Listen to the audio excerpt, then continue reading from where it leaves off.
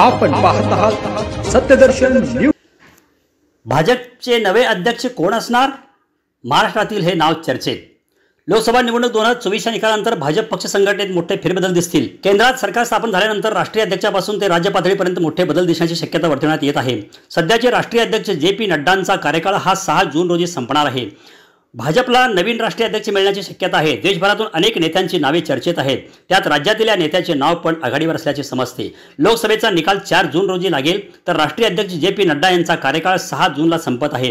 त्यानंतर संघटनात्मक दृष्ट्या पक्षात मोठा बदल होण्याची शक्यता वर्तवण्यात येत आहे। राष्ट्रीय अध्यक्षपदासाठी राज्यातील नेते विनोद तावडे यांच्या नावाची चर्चा सध्या चालू आहे। तर मध्य प्रदेशचे माजी मुख्यमंत्री शिवराज चव्हाण, भूपेंद्र यादव, धर्मेंद्र प्रधान यांची नावे सुद्धा समोर येत आहेत।